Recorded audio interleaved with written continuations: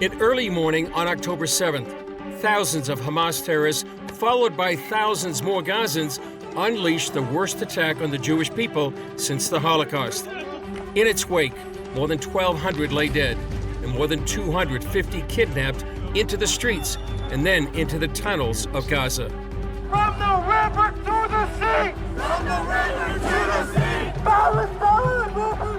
At the same time, a global tsunami of anti-Semitism spread throughout the nations.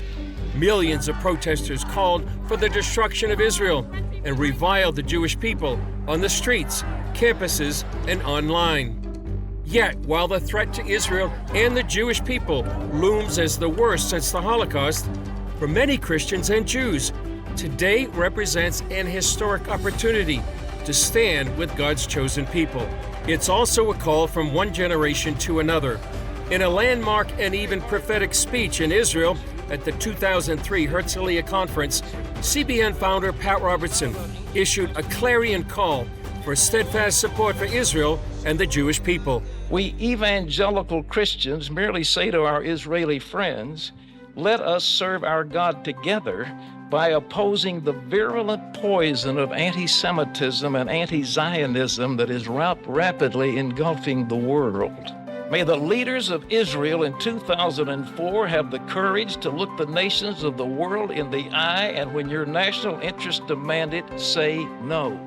Ladies and gentlemen, make no mistake about it, the entire world is being convulsed by a religious struggle. The fight is not about money or territory. It is not about poverty versus wealth. It is not about ancient customs versus modernity. The struggle is whether the Judeo-Christian Jehovah God of the Bible is supreme. Today, I would deliver to Israel in 2003 and 2004 the same message Yitzhak Rabin delivered to the United States on Christmas Day in 1974. Be strong. Be strong. The sovereign God will be with you, and so will your evangelical friends. Thank you, and God bless you. Today as then, the steadfast support for Israel and the Jewish people is rooted in prayer.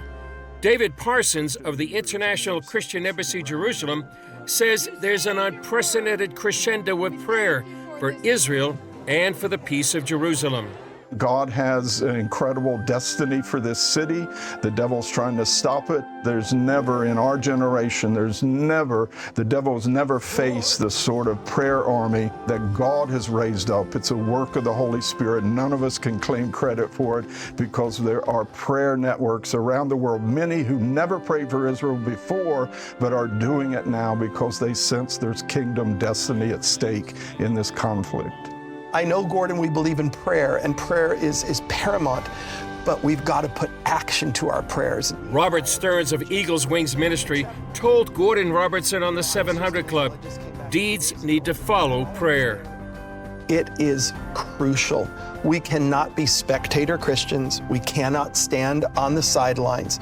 We have to get educated and mobilized on the core issues of our day. And so I'm encouraging every local pastor, you can't avoid speaking about Israel. You can't avoid, well, I don't want to get into the political realm. I don't want to get into these things. This is a moral issue. This is a human issue. This is a transcendent issue. Many Christians see the emergence of the State of Israel after 2,000 years as a modern-day miracle and a fulfillment of prophecy.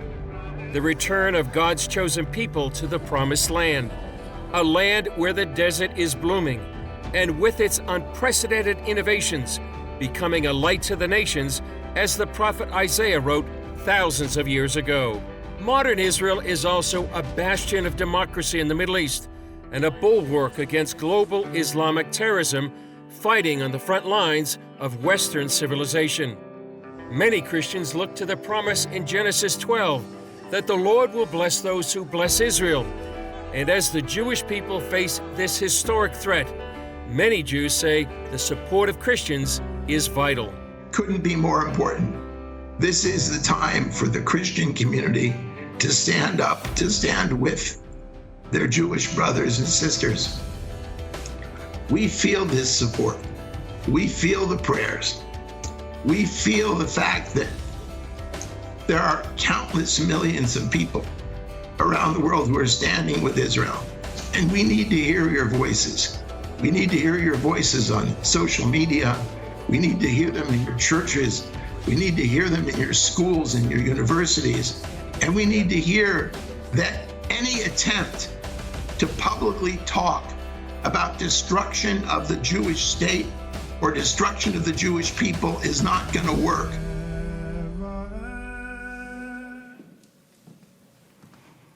Well, hello and welcome to the very first symposium by the Israel Institute of Regent University. It is my distinct honor and pleasure to introduce it and to welcome you all to this very first gathering.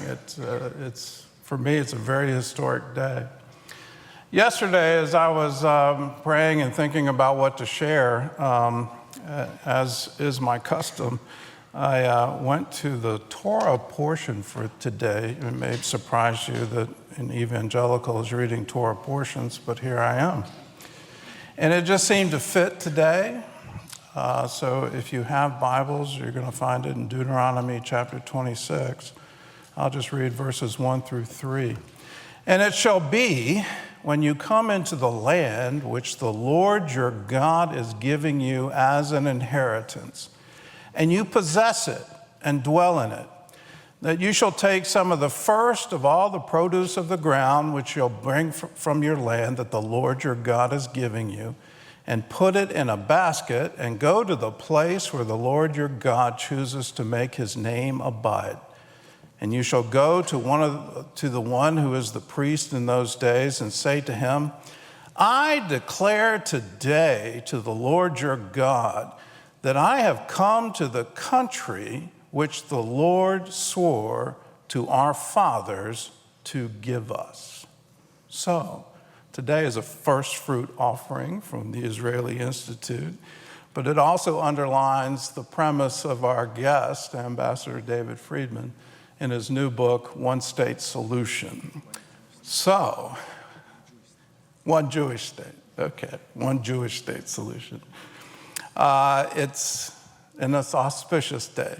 I bet you didn't expect me to read from the Torah portion, did you? I get a thumbs up. All right. It's my honor now to introduce the head of the Israeli Institute. It's a former member of Congress, the Honorable Michelle Bachmann, who is the dean of the Robertson School of Government. So Michelle, come and join us.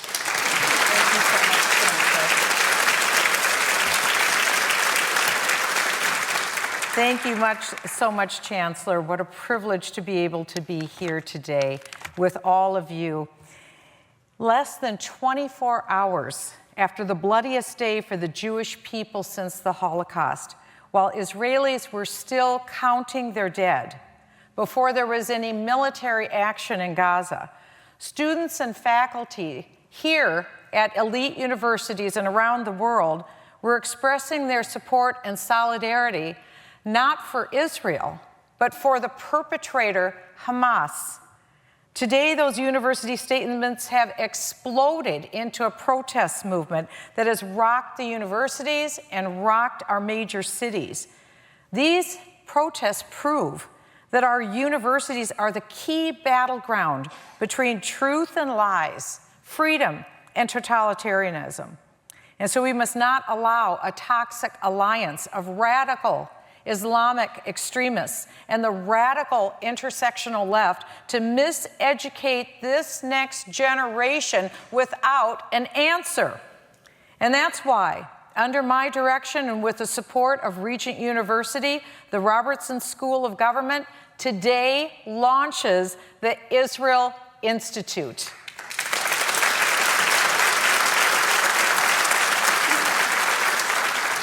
This fall, our institute is beginning the process of educating the public through a podcast, social media, public events like this one.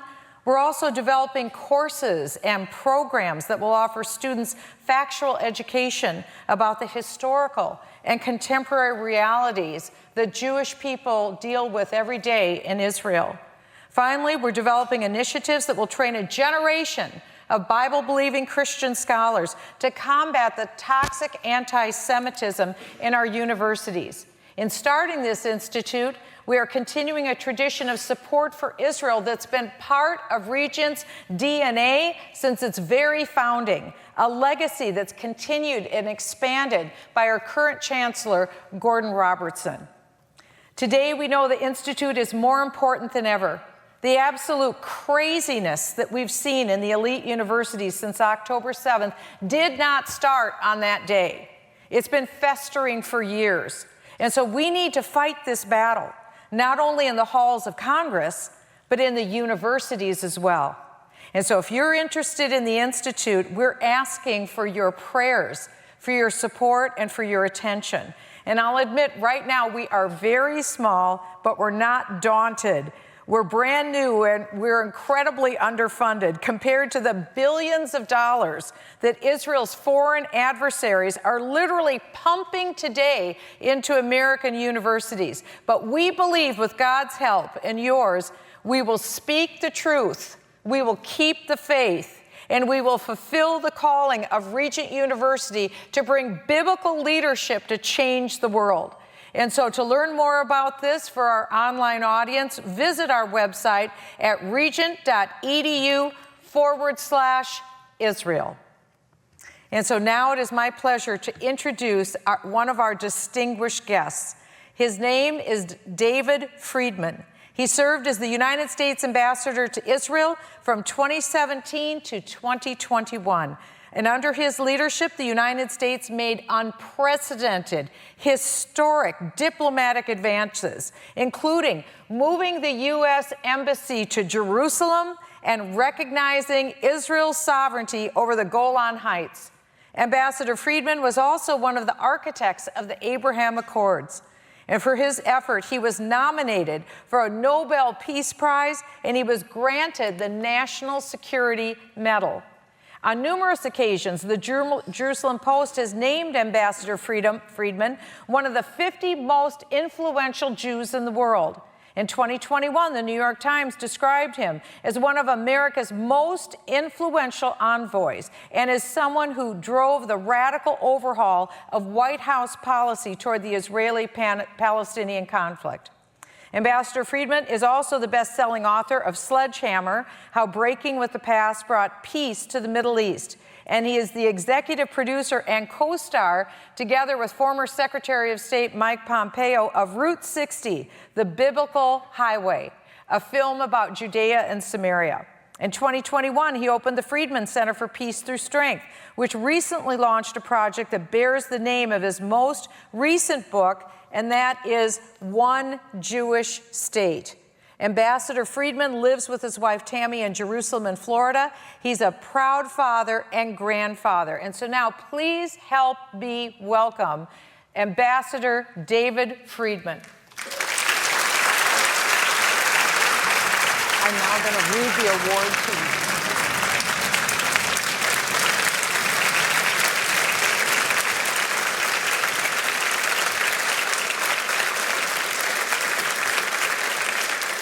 As we welcome Ambassador Friedman today, it is my honor to present to him the Defender of Israel Award. Given his impressive biography, it is no surprise that the Robertson School of Government has chosen to honor Ambassador Friedman with our Defender of Israel Award. This award is presented to individuals who have made uniquely important contributions to the peace and security of the Jewish state, the U.S.-Israeli relationship, and the global fight against anti-Semitism. This award is a statue, as you can see, of George Washington as he is kneeling in prayer by his horse. It was actually a painting done from someone who observed him in real life at Valley Forge. And this award reflects the vital importance of America's role as an ally to the state of Israel and our national history of friendship with the Jewish people. It was George Washington who wrote a letter to the Hebrew congregation of Newport, Rhode Island.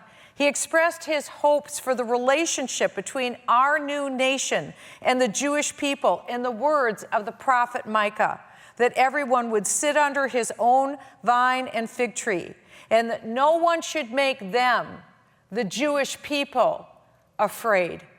He was the first American defender of the Jewish people.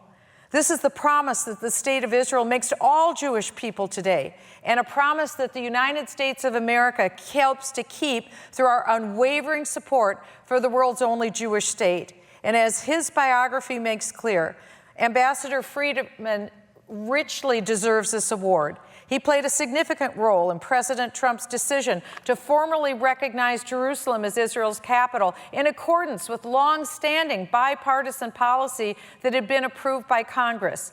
And through his vital work on the Abraham Accords, he helped craft a peace between Israel and several Gulf states that had never been seen before.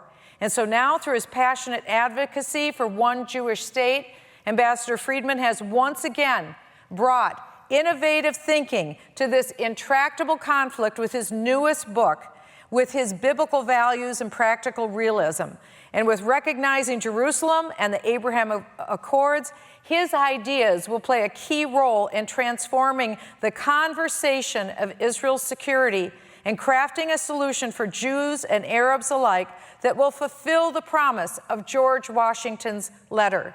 And so now I am pleased to present the Robertson School of Government's Defender of Israel Award to Ambassador David Friedman. If you'd like to give a few remarks. Oh, okay, sure.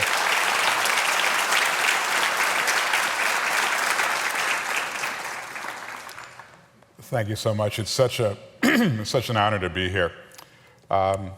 So I'm the son of a rabbi, and 53 years ago, my parents put me on a plane and said, we're going to go celebrate your bar mitzvah in Israel, 1971. And I said, you know, all the other kids are having their bar mitzvahs, you know, locally with disc jockeys or bands there. Why am I going to Israel for? And I said, well, you're going to go to Israel and you're going to appreciate it. So that was my first trip to Israel. And it changed my life. It changed my life, even at the age of 13. And it began, you know, a love affair with the State of Israel, and in particular, the State of Israel, I would say the nation of my faith, with the United States of America, the greatest nation in history, the nation of my birth. And I've, at different, depending upon my age and depending upon my capabilities, I've worked for that relationship my whole life. Obviously coming to a crescendo in 2017 when I was privileged to be President Trump's representative as the United States ambassador in Israel. They were the halcyon days, if you will, of the U.S.-Israel relationship. We achieved so much through an incredible team, through the President's wisdom, whether it was Jerusalem, the Golan Heights, my dear friend Mike Pompeo's changing State Department policy that the Jewish people have the right to live everywhere, anywhere in their biblical homeland, including in Judea and Samaria. And of course, everyone said, you know, during this time, you know, you're way too pro-Israel. This is gonna lead to endless wars and irreconcilable conflicts. And what it led to was just the opposite. It led to the Abraham Accords, where Israel was able to normalize its relationships, make peace with 5 different Muslim nations: UAE, Bahrain, Sudan, Morocco, and even Kosovo, a European Muslim nation, without being forced to surrender 1 inch of its biblical homeland. And then we went off into the sunset. And needless to say, things are not the same. You saw the video about October 7th.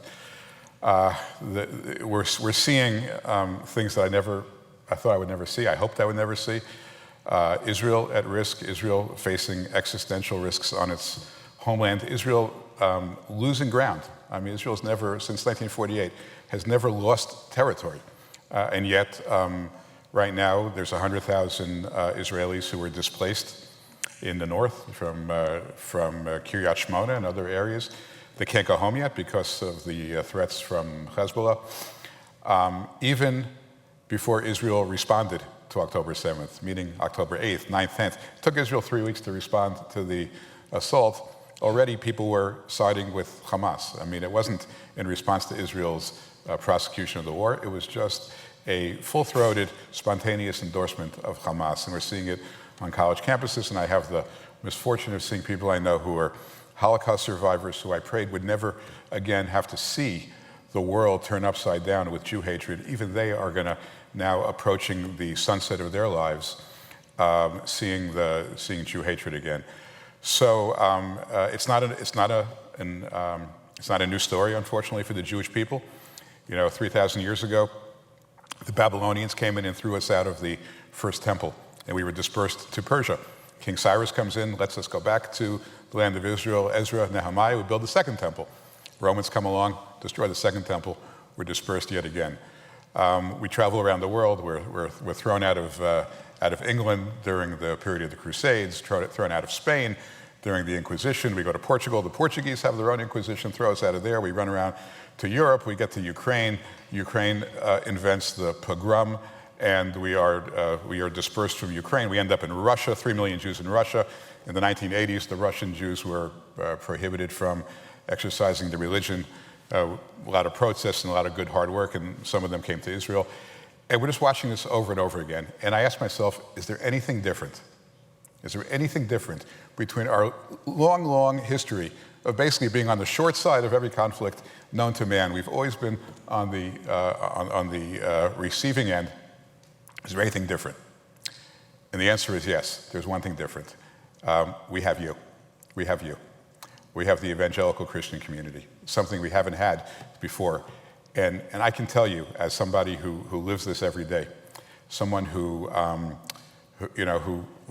feels profoundly for my family, for my friends, for my relatives in Israel, for all of us, my son who works in Manhattan, where they're just beating up people who look Jewish. We never take for granted. We never, ever take for granted the support we have from the evangelical Christian community. It is the difference between our past history of, unfortunately, failures and our time today on this earth in Israel, in America, where undoubtedly we will succeed. We will succeed, we will prevail, we will be strong. And mostly it's because we have friends like you. So I want to accept this award really on behalf of everyone who so admires and is so grateful for the support of the evangelical Christian community. May we remain in partnership for eternity and bring about the best times ahead for the Jewish people, for the Christian community, for the state of Israel, for America, all together with our collective efforts. Thank you so much.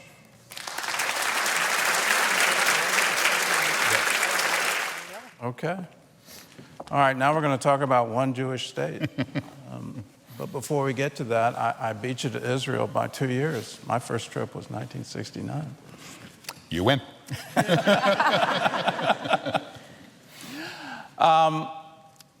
Just briefly summarize what's the premise and why is it such a sea change for American foreign policy?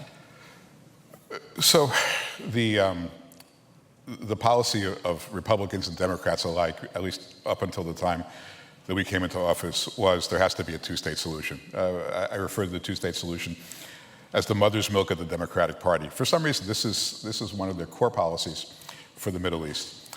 October 7th, if you didn't know it before, and I felt this way before, but if you didn't know it before, October 7th has to just knock that out of our collective conscious, because there was a Palestinian state effectively in Gaza, right? I mean, there wasn't a single Jew living there. There wasn't a single Jewish soldier with boots on the ground there.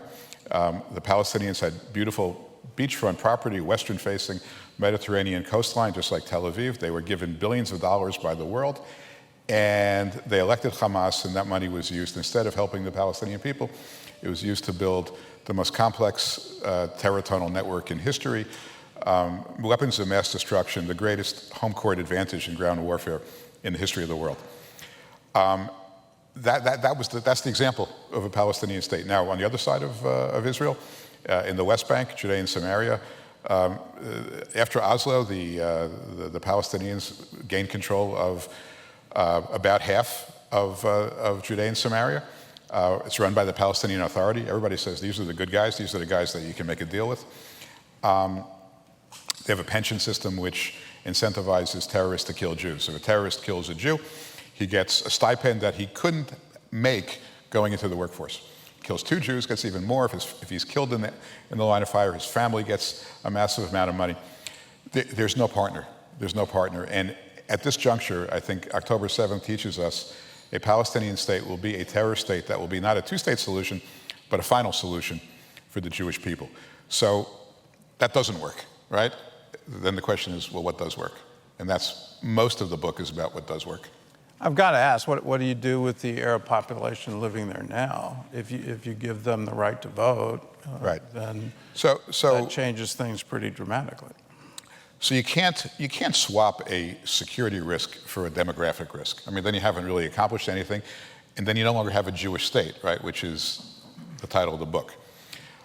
So I really look to the Bible for guidance, because in the Bible, God talks about, I mean, there's a huge wealth of knowledge about what the Jewish people should do when they enter the land of Israel. I mean, Moses speaks about it in Deuteronomy, and then Joshua confronts it in real time as he arrives in the Promised Land. And the idea is that there are certain, if you will, there's certain nations like the Canaanites, and that you just can't make peace with. God says you're not going to be able to make peace with them. You're going to have to win the wars. Okay. And then he says there are others that can live as permanent residents in your land. They will not be citizens, but you're going to have to treat them well. You are commanded to treat them with security and dignity and prosperity. Treat them as you will yourself, but they're not going to impact, if you will, the Jewish state. That's the wisdom of the Bible, and that's really what and it's not like Israel would be the only country in the world ever doing that. I mean, in America, we're sovereign over Guam, American Samoa, Puerto Rico. They're citizens of America. They don't vote in our national elections. There's no electoral votes associated with any of those places. Why does it work?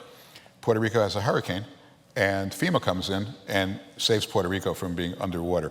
Israel can be, if you will, the FEMA to the Palestinians living in Judea and Samaria by helping them, by exporting, if you will, the standard of living that Israeli Arabs, Israeli Arabs, 20% of Israel is Arab. They have the highest standard of living of any Arabs in the Middle East. So Israel knows how to empower an Arab minority, and Israel will do that. But it has to be with a governance system that doesn't enable a demographic assault on Israel, just as now Israel's facing a physical assault. Why isn't it more publicized what the 20% of Israel's current population, that they actually enjoy some incredible benefits? It's, I actually criticize my friends in Israel. I said, why aren't you taking credit for this? And just to put this in context, in 1941, the United States was attacked by the Japanese 3,000 miles off the West Coast, right, in Hawaii. What did they do? And this is America, strongest country in the world, massive country with really no enemies on any of its borders. They rounded up anybody that looked Japanese, and they put them in internment camps. Right? Very dark day in our history. I mean, recognized by, but that was the human reaction of the United States to a perceived threat. Now, Israel has not had a day of peace since 1948. Still at war with Lebanon, still at war with Syria, still at war with Iraq. The people that are fighting them are Arabs. And Israel's got a 20% Arab population. They have not rounded up a single Arab ever on any day and in any way infringed upon their rights just because they were Arab. Never did it, okay? And it's right smack in the middle. I mean, we're talking about block to block. Could have done it. They have the resources to do it. They never did it. And Israel doesn't take enough credit for it. If 20% of Israel is Arab, more than 20% of the elite universities are Arab. A dear friend of mine is the former chairman of the largest bank in Israel, Muslim Arab. Christian Arabs in Israel have a higher standard of living than Jews. I mean, it works. Israel knows how to do this. It works, and they're very proud of it, but no one knows about it, and it's a shame. All right, I've got to bring Michelle into the conversation. Michelle, what's your reaction to just the concept of a one Jewish state? I think that what the ambassador has put his finger on, the fact that this is biblical, is the way to go. Ultimately, that will be ultimate truth. When I first went into Congress, a lot of congressmen are well-meaning, but they don't know a lot about the Arab-Israeli conflict. And we were all told by leadership that we're for the two-state solution, whether you're Republican or whether you're Democrat. It was an assumption that we were for it. And then you see what an utter failure it is. And so then I began to think that maybe that isn't the way to go, that maybe it's a one-state solution. So I actually started a caucus in Congress called the One-State Solution. Now I would call it by the name of your book, One Jewish State, because that really is the answer, because it's the biblical answer. For whatever reason, I feel compelled to defend Democrats right now. My grandfather was a Democrat, so We all got it. We all have it. We all have it. I do have to point out that the current Gaza situation was entirely created by the Bush administration. The forced evacuation of all the Jews living in Gaza, all that they had built, all of the infrastructure, all of that was on the illusion that somehow if Gaza could stand on its own and have free elections, that there would be this Arab Spring and democracy, and they would see the light and see that they could become this great Singapore of the Mediterranean. All of that dream obviously didn't come true. But the Republicans did that. Look, there's plenty of blame to go around, including inside of Israel itself. I mean, this wouldn't have happened if Ariel Sharon had decided not to do this. He was the impetus. Look, wherever Israel retreats from territory, it creates a vacuum. Within short order, that vacuum is filled by terrorists. It's true in southern Lebanon. It's true in Judea and Samaria, in places like Jenin and Ramallah. It's true in Gaza. It was even true in Sinai. Most people, and myself included, think that the peace treaty with Egypt made sense. But when Israel left the Sinai, over time ISIS moved in, and Israel to this day continues to help the Egyptians fight ISIS in the Sinai. Wherever the crazy thing is the fundamental mistake of Oslo and all the peacemakers was that Arabs and Jews have to be separated, right? When Arabs and Jews are separated, the Arabs become radicalized. When Arabs and Jews live together, they actually, empower each other. And so this idea that you have a two-state solution, Israel, which is both Jewish and Arab, and then Judea and Samaria, the holiest biblical territory in the world, becomes only Arab. I mean, that's what this is. It makes no sense, and it's obvious why it has failed. And what I say to people is, look, understand where this is heading. Like, I want to play you the video of a two-state solution before it ever happens, hopefully to avert it from ever happening. Imagine a video of Arabs, the same people you saw driving the Jeeps in the October 7th videos. They're going to drive into a place like Shiloh, right, which is basically the Jerusalem of Israel before Jerusalem, which is beautifully maintained. All the archaeology is there. Takes us back 3,000 years. They're going to go, and they're going to take, hammers and sledgehammers and mallets and fire, and they're going to destroy every single remnant of the Jewish people to that land. That's what the video is going to look like the day after a two-state solution, God forbid ever happens.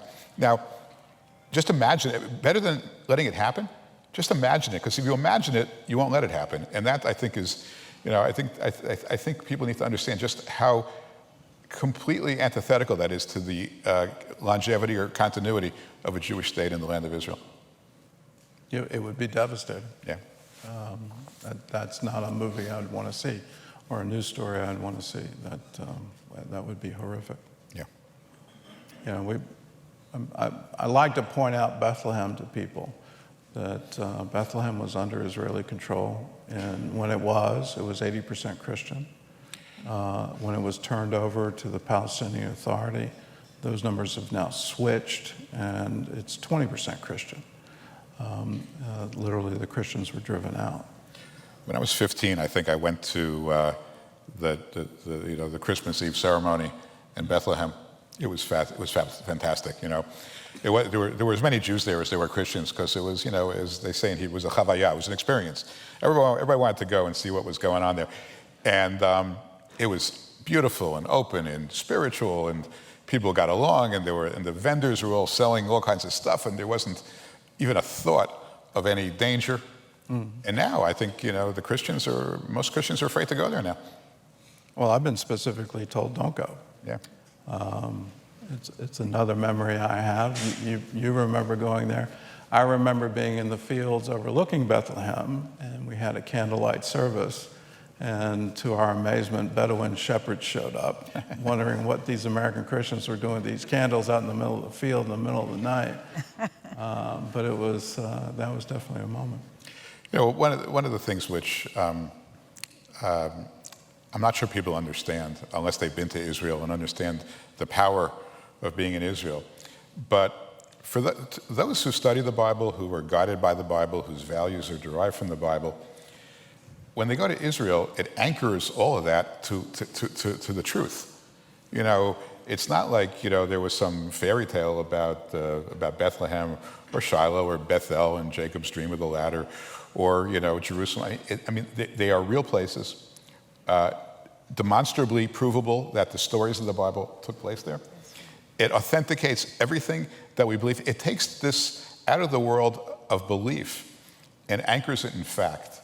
And even if you just go once, even if you just make one trip, it changes your life forever, because you now have concrete proof that the Bible is true. And we will lose all of that if there's a two-state solution. What do you think is the best hope for peace right now? Well, look,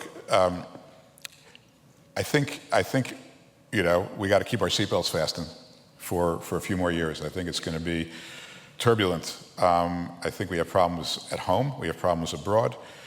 We don't have peace in America right now, let alone in Israel. But I think ultimately everything has to get anchored back to the Bible, back to faith. It's the only thing which I think you can grasp onto with that's tangible, that's real, and that tells us, you know, what the right outcome. I tried to write this book really just trying to be as faithful as I could to the text of the scriptures, because everything else right now, we're so untethered in this world right now from our values. People are walking around in a funk, in a daze. What matters? What should we be doing? How do we lead a meaningful life? What are the right morals? You know, we're getting bombarded on the news and in colleges and academia about all kinds of different lifestyles. That should we embrace? Should we not? Should we be tolerant? What should we do? People are completely confused. And the only answer really is to hearken back to something which has lasted thousands of years, which has brought out, you know, the best instincts and the best conduct of humankind. And those are the lessons of the Bible, the Judeo-Christian values. And I think it's our only chance. That's why, you know, the two of you have to keep doing what you're doing. That's why this university has to keep doing what it's doing. That's why, you know, Jewish people, we have to maintain our study. It's not complicated, but it's growing further and further away from us, and we have to not let that happen. I want to be inclusive. Why don't we make it the three of us continue to do it? I'm with you. I'm in. Yeah. Michelle, you got anything else? Well, it seems like this is a remarkable moment when there's a greater likelihood of Jews and Christians coming together to do something positive in terms of standing with Israel. Do you feel that, Ambassador? I'm sensing it. Do you sense that? I think so. I think, you know, one of the things that came out of October 7th, maybe the only good thing, is the clarity. You know, we were I think we were all somewhat in a fog before that, running around like, you know, free electrons in different directions. And I think we now know. Look, we know who our friends are. We know where our challenges lie. We know who's with us. We know who's against us. We know who supports, you know, biblical values. We know who's against it. We understand the failure of American academia. We understand the failure of secularism and globalism, and I mean all these things. They're just failed. And so we're smarter now. We're in pain. We're in grief. Trauma is probably the right word, but we're also smarter. And I think you know, there's such a natural alliance among us. I mean, look, you'd have to, apart from some theological differences, which, you know, obviously is what separates us, but the values, you know, the history, the devotion to text, and we're like this. We're completely like this, and we have so much more in common. And look, for me, I mean, I say this from self-interest, we're a tiny little dot on the spectrum of the world. I mean, look, to put this in context, in 1941, there were 18 million Jews. In 1945, there were 12 million Jews. We lost 1/3 of our people. And they were some of the really, I don't want to say the best Jews. I mean, like I don't want to make qualitative differences, but they were scholars and they were people who had really created incredible institutions of Jewish learning.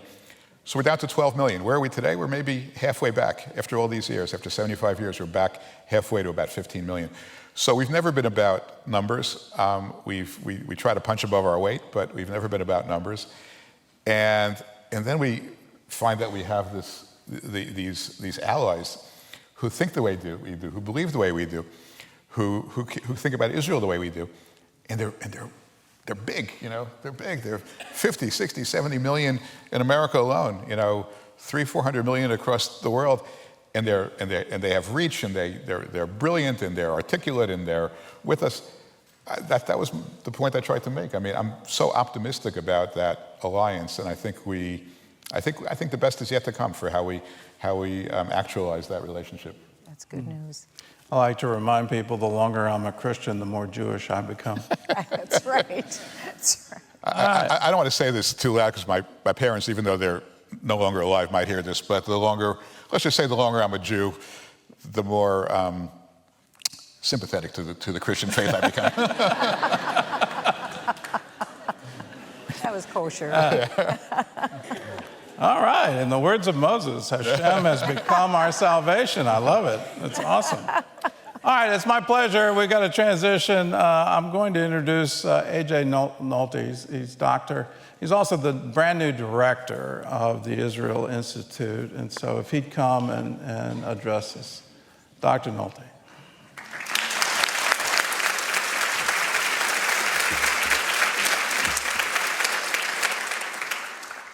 Well, thank you, Chancellor Robertson, Dean Bachman, Ambassador Friedman, for those wonderful remarks. Thank you all for being here and supporting the launch of this institute. It is wonderful to be with you all today, and we look forward to your partnership as we move forward. And now it's my pleasure to introduce another special guest who's joining us for this day and is going to join Dean Bachman and Chancellor Robertson and Ambassador Friedman for some Q&A. And so it is my honor to introduce to you Ohad Tal. Ohad Tal is a member of the Israeli Knesset from the Religious Zionist Party. He heads the Public Enterprises Knesset Committee, which, under his tenure as chairman, has passed laws to lower the cost of living in Israel, reduce regulation and bureaucracy in the financial system, and develop and secure a Jewish presence in the Negev and Galilee areas. He also sits on the Security and Foreign Affairs Committee, Economics Committee, and Diaspora and Absorption Committee. In 2021, MK Tal was appointed the director of World Bnei Akiva, the largest Zionist youth movement in the world. During this year, he served as a volunteer chairman of several nonprofit educational organizations, as a delegate to the World Zionist Congress, and as a member of the Presidium of the World Zionist Organization's Zionist General Council. Prior to his service in the Knesset, MK Tal led educational initiatives that sought to connect the international community to Jerusalem as the capital of Israel. In 2013, he served as an emissary to the Netherlands for the Jewish Agency for Israel and the World Bnei Akiva movement. After his time as an emissary, MK Tal founded and directed the Religious Zionist Emissary Center, a coalition of several nonprofit organizations responsible for diaspora relations and activities abroad among religious Zionist communities. And he also served as deputy director of the World Mizrahi Movement. MK Tal received an MBA in public policy and government from Hebrew University of Jerusalem in 2017. He and his wife Tamar live in Efrat and have 4 children. Ladies and gentlemen, please join me in welcoming MK Ohad Tal.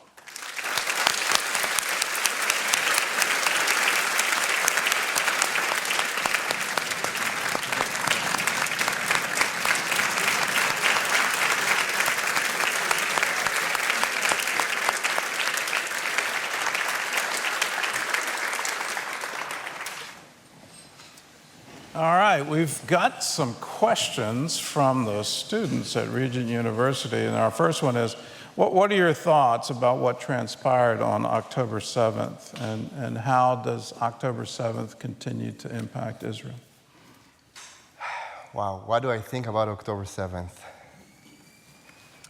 First of all, as was said here, I live in Efrat, which is the city of Efrat is in the Judean hills, right across Bethlehem. You spoke about Bethlehem before, and I live literally 200 meters from the Arab village at the suburbs of Bethlehem. And you know, on October 7th, I went, it was a Shabbat, it was a holiday, so I went to my synagogue. It was around 7 o'clock in the morning. Because Efrat is on the hill, so we have a lot of clouds most of the time. So I walked to the synagogue and I started to hear all kind of booms behind me. I looked behind me, I saw the clouds, I said, okay, it's probably thunders. So I continued walking to the shul, to the synagogue, and a couple of minutes later, a rocket launched, fell like literally 100 meters from the synagogue. And it's crazy because Efrat is very close to Jerusalem. It's far away from Gaza.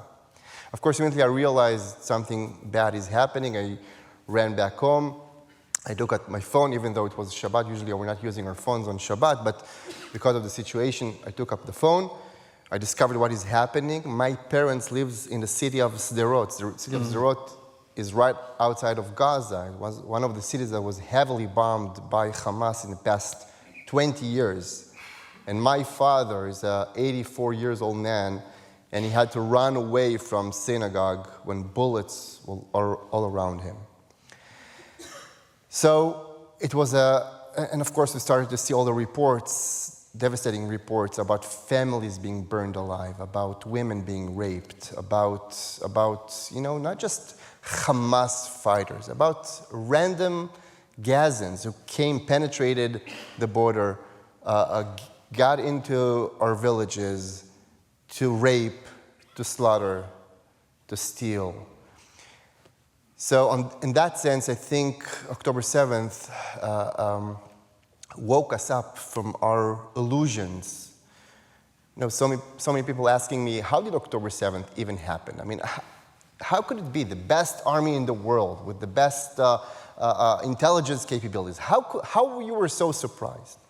So of course, I don't have the full answer for that yet, but we'll have to investigate. But what I can say for sure is that I think us in Israel, as part of Western culture, we wanted to believe that if we will give pieces of our land to the Arabs, the peace would come.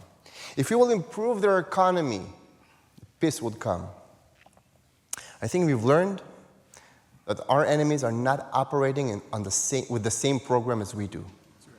They don't want the same thing. I mean, what do we want? What does every one of you wants in life, right? You want to have a good family, to have your kids get a good education, to have decent jobs, right? To have a good future. What do they want? Unfortunately, they don't want the same thing. And one last story, you know, I saw a video a couple of weeks ago of a lady, Palestinian lady, that was brought to a hospital in Israel because her baby had a brain cancer. Mm-hmm. And the baby was cured in Israeli hospital from Gaza.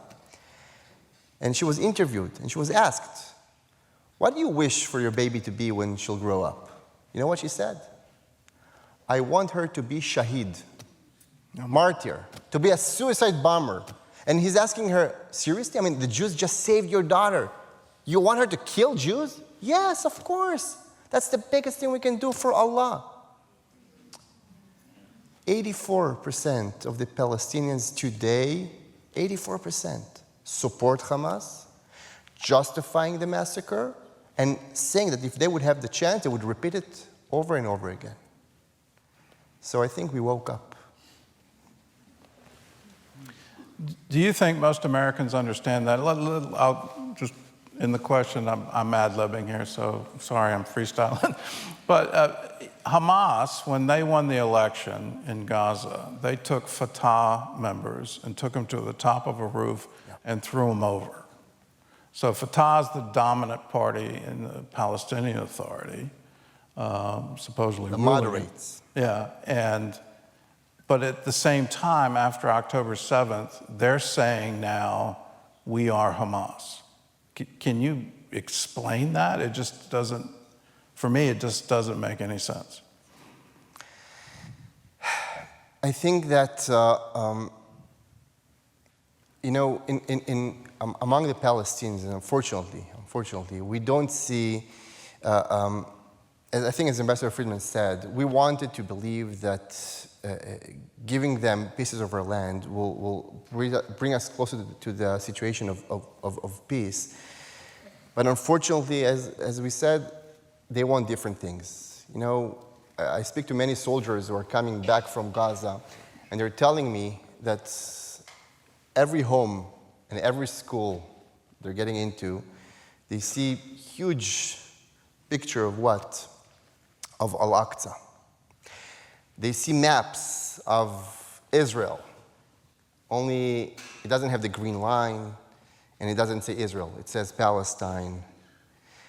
When they're saying from the river to the sea, Palestine will be free, they don't mean that they want two-state solution living side by side in peace and harmony. It's not what they're saying.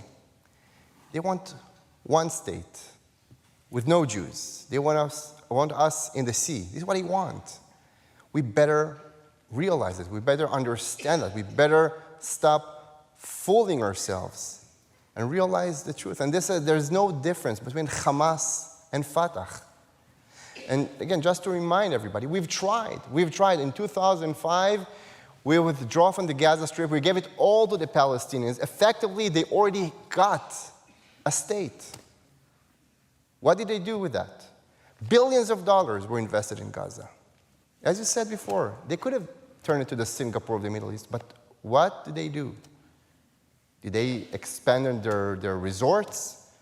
Did they build a proper education system? No. They only made it to the biggest sterness of the world. Invested all your tax dollars and the euros that they got from the EU in missiles, in underground tunnels. This is what they've done. So, yes, I think we should stop fooling ourselves. All right, here's a question from a student.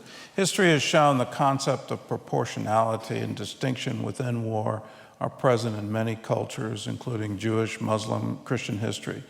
Today, the international law of war contains these requirements which protect non-combatant civilians and align a military response such that it is proportional to the aggression faced. How can we collectively join with Israel with assurance that these long-standing humanitarian protections remain safeguarded within the conflict zone? Can I jump in for 1 second on that? Of course. Because I get this all the time, so I could just, You can freestyle too. Yeah, I can free. Well, first of all, proportional doesn't really mean proportional. If proportional meant what the word means, somebody kills one soldier, then you can only kill one soldier back, which means that nobody ever wins the war, right? It's one until everybody's dead and nobody wins. So that's clearly can't be what proportional means. Look, I mean, people should just study the work of John Spencer, right? Who's at West Point, who was the head of ground warfare at West Point. He did a study, and he looked at what Israel did to defend itself in the context of a war in which Israel is being, in which Hamas are committing double war crimes. They're shooting civilians and they're hiding behind civilians, their own civilians at the same time. So in that context where they're shooting at other civilians and they're hiding behind their own civilians and they're embedded within their own civilians, so how did Israel do?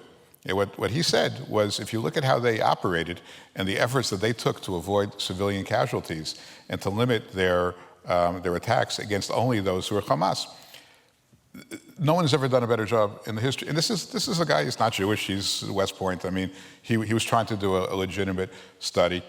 People say, everybody says 40,000 Gazans have been killed. The New York Times, the Washington Post, they no longer qualify that by saying it's the numbers of the Gaza Health Ministry, which is essentially unreliable. The Gaza Health Ministry admits that when they do these numbers, they're including Hamas terrorists in the 40,000. So if you just look, I won't bore you with the quantitative study, but if you look at the numbers, you look at the challenges Israel faces, you look at the risks that their own, and look, Israel's lost a lot of soldiers in this battle, and a lot of it, by the way, that was from pressure from America. I mean, to go into a tunnel to blow it up as opposed to just shoot it from the sky, it's a whole lot easier just to shoot it, right? But Israel lost, scores of soldiers because they were trying to prove, I believe unnecessarily so, trying to prove that they would go the extra mile to make America happy and to show that they weren't targeting civilians. So, look, I just think that if someone really wants to do the work and study it and understand it, nobody could argue that Israel's not proportionate. What happens is people who are against Israel understand the easiest thing in the world is to take a picture from a war zone, pull a picture out of a war zone, out of context, just pull it out, and get people to be upset, because every war has casualties. And, as much as I'm completely fluent in what's going on and understand, someone shows me a picture of a Palestinian child who was wounded. It's going to affect me. It's going to affect that. You wouldn't be human if it doesn't affect you. But what they're doing is they're taking that and they're using that to galvanize an opposition to a set of facts that are not true. And so I know that, to the average person who doesn't have the time or the inclination or the interest, who goes to a secular university, who's being fed this stuff, they're saying, why is Israel killing so many people?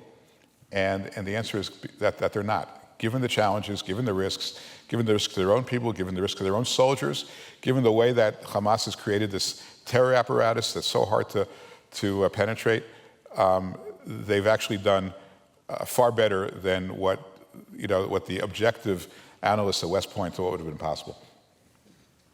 I do like to point out that this question seems to be solely targeted at Israel. And why isn't the same question being asked of Russia? Why isn't the same question being asked of Turkey on the border with Syria? It seemed to be not an issue at all in the Syrian civil war. It just seems to be uniquely directed at Israel. Yeah, well, war is a bad thing. We hate war. We have tried to do everything we can to avoid the war, but we didn't initiate the war on October 7th. It was the Palestinians. And you know what? When Vice President Kamala Harris says that she's so concerned about the situation in Gaza and that she wants a ceasefire right now, there's a very simple way to accomplish that.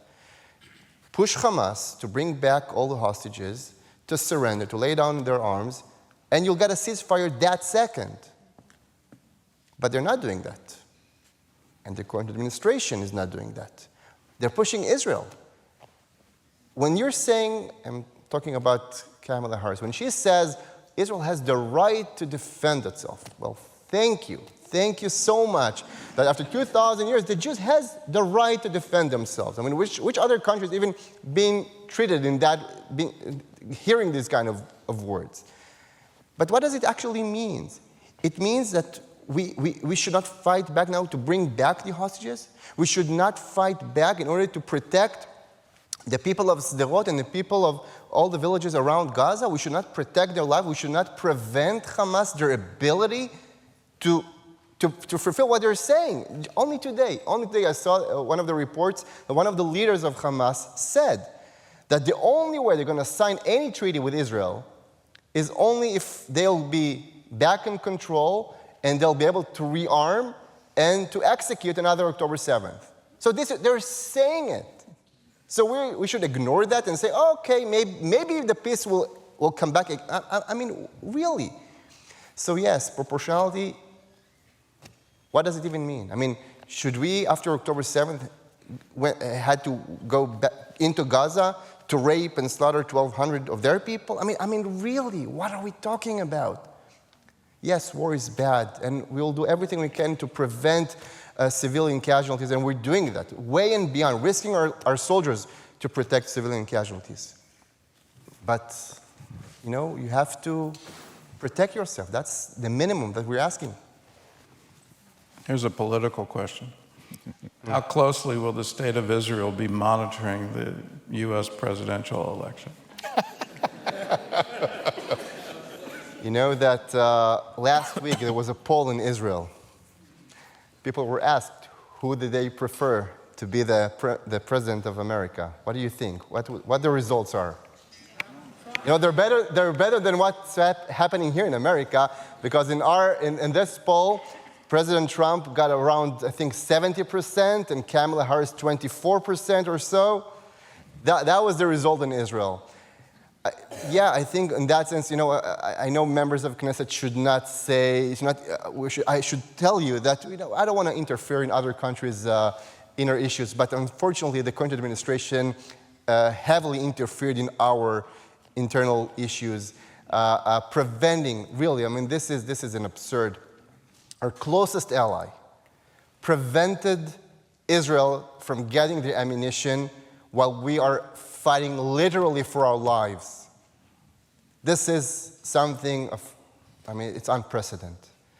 And naturally, because of that, yes, we seriously hope to see a change in November in the White House. We want to see an American president who stand up with Israel, stand up against Iran's aggressions and not backing them up, not reducing the sanctions, but really protecting what I believe is the interest of America, even before Israel. That's the interest of America, because Iran and their ultimate goal is not just to destroy Israel. Of course they want to destroy Israel.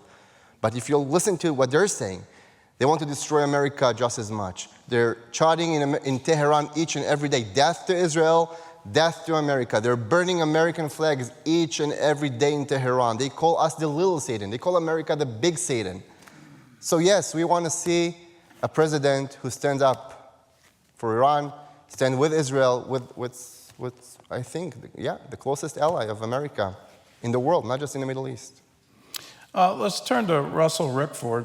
The New York Post reported September 15th that the Cornell professor who called the October 7th atrocities exhilarating and energizing has returned to teaching on the campus with no disciplinary action taken against him. What do you think are the long-term implications for higher education in the United States of universities like Columbia and Cornell deciding not to treat seriously the overt expressions of hatreds for Jews and Israel? When Israel is weak, we see the rise of anti-Semitism all over the world. And to be honest, what we've seen in the past year, I don't think anybody thought we would see in our lifetimes. It's something we saw in Berlin, 1928, but we haven't expected to see that happening again on America's soil. That they're burning American flags also? What is happening here? Again, this is not just a threat for Israel. This is a threat to America. It's a threat to America. When they're demonstrating for Hamas, to support Hamas, what do they actually say? Do they support, they're demonstrating for slaughter and rape and to kill people? This is what they support? These are the values they're trying to protect? I had the misfortune of going to Columbia University, and it's a great Ivy League institution. Yeah, I thought so at the time, but I've it's changed a little. Sort of changed my mind, yeah.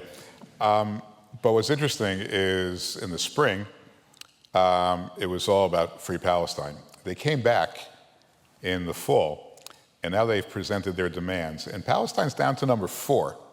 Number 1 is to eradicate the American colonial empire. That's number 1. And, if you were watching and you saw where the money was coming for this, you could see this coming. Look, where is the money coming from? So it's coming from, I would say primarily it begins with George Soros and his funds, and there's a bunch of other pools of money that are aligned with them. Look, these are Marxists. These are people that want to destroy America. These are people that want to create that want to destroy capitalism, destroy basically the life that we have. And to get them on the hook, when they saw the Gaza war, they said, all right, this is the bait. We're going to show these kind of uninformed, impressionable kids. We're going to show them pictures of bloody babies, and we're going to get them all upset and angry, and they didn't like Israel anyway, because no one at Columbia and the faculty they're teaching hatred of Israel since I went there. So we get these guys on the hook. Now they got them on the hook, starting to reel them in, and they're starting to get the big fish. The big fish is America, and they're starting to get this whole group now. They're turning inward towards America, and you can see it coming. And that's where we are today. I'm surprised they're letting it back in, because the president of Colombia said, invited the New York police to come and take care of it. She's gone now. She said clear and present danger. She's gone. They got rid of her because that was, she got the police in, and the faculty said, you know, we have no confidence in you, and she's out. Somebody new is in on a temporary basis. Look, 22 students, by the way, most of them foreigners, most of them on probably fraudulent visas. They probably lied about the fact that, I'm sure they lied that they didn't tell them that they support Hamas when they applied for their student visas. 22 of them took over Hamilton Hall. I used to take a lot of classes there. They came in with hammers, and they broke windows, and they assaulted the guards there and the staff there, and they came in there. All 22 are back on campus. Their records have been swept clean. Swept clean, okay? They're, you know, and so it's bad. These are people, the only thing that, you know, the one thing that we've determined from all this is that SAT scores are inversely proportional to intelligence, right? This we can figure out. These, I won't take that person. Yeah, well, I'm sort of arguing against myself too, but these are people who did very well on exams, and yet they're incredibly stupid. Unless they graduated from this university. Yeah. I like to say they're so open-minded, their brains fell out. We're running out of time. I've got one last question for you. And I think it relates, there's a wonderful book out called The Genius of Israel that Dan Signor put together, Saul Singer put together. And why is Israel so happy? And so this question kind of cuts against that, because obviously after October 7th, there's some issues. So how does Israel keep its citizens and soldiers from having low morale and feeling unsafe when a world that is not involved in the suffering of this war is often making judgments about Israel's every action and wishes to dictate how Israel should be fighting the war? I didn't get the question again. How does Israel keep its citizens and soldiers from having low morale and feeling unsafe? Okay. Well, I think, you know, it's basically God. That's the answer. You know, I've heard from former Ambassador Ron Dermer. He was the ambassador of Israel here in Washington. And he said that when he was ambassador, he met so many ambassadors from all over the world. But he never met the ambassador of the Persian Empire who tried to destroy us 3,000 years ago. And he never met the ambassador of the Roman Empire who tried to destroy us 2,000 years ago. And we are still here. So I think at the end of the day, when we tell us what is the real story, we know that we are here, and we are here to stay. As much as it's hard, as much as it's challenging, as much as we have our enemies want to destroy us, we are here. We are here to stay because this is what God wanted and promised us in the Bible. And we believe in that. And because of that, I think people are still happy. All right. Well, our time is up. Dean Bachman, I'll give you the final word, and then we're going to have a blessing. Thank you, Chancellor Robertson. Thank you, Ambassador Friedman. Thank you, Member of Knesset Tal. We are so grateful that you chose to come here and be with us. What a wonderful launch to the Israel Institute today. And I think this was a timely, important discussion that we were able to have with some of the greatest authorities on this topic. Would you please help me thank those who are up here on the stage?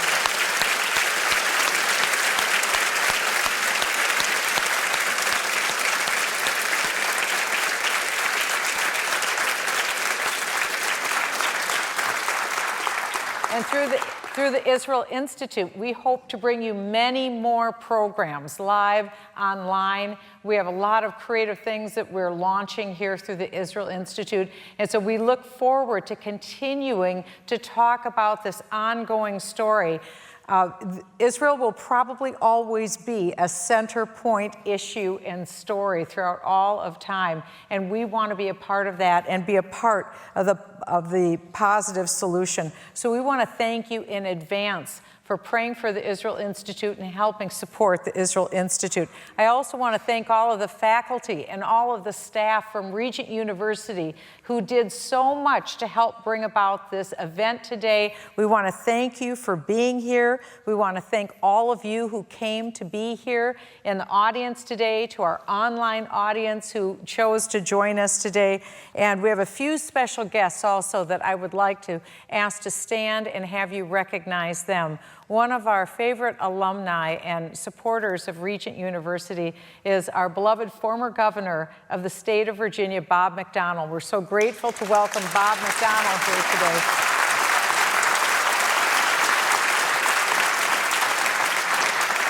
Bob has continuously, without missing a beat, has supported Israel throughout his career, and we're grateful for your support for the Jewish state. We also have to thank today Cheryl McCleskey, who made this event possible. It's Cheryl's generous donation that has allowed the Robertson School of Government to be able to hold valuable conferences like this. So I'd like to add your appreciation to Cheryl McCleskey, if you'd stand, Cheryl, and let us thank you. Thank you so much for what you have done. She's a tremendous supporter of the pro-Israel movement all across the Hampton Roads area, and we honor you today for being here. We also wish to honor Susan Michael. Susan Michael, if you would stand. Susan Michael is the president of the International Christian Embassy of Jerusalem here in the United States. She's a very valuable partner, and because of her influential help, she was able to help us secure the initial grant that allowed us to launch the Israel Institute. And for that, Susan, we're extremely grateful. And we also have a valuable partner in Bobby Dyer, who is the mayor of Virginia Beach, Virginia, but he's also a faculty member here at the Robertson School of Government. So Mayor Bobby Dyer.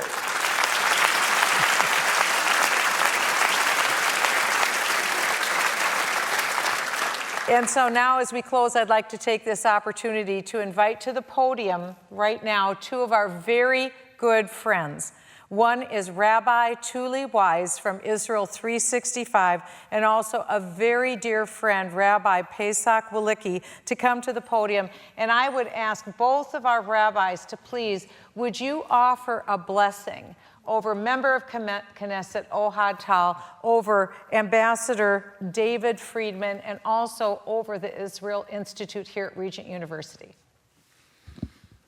Thank you, Dean Bachman. And thank you, Chancellor Robertson, for doing this great event. We all want to live in biblical times. We all say, wow, I want to live at a time when the Bible is fulfilled.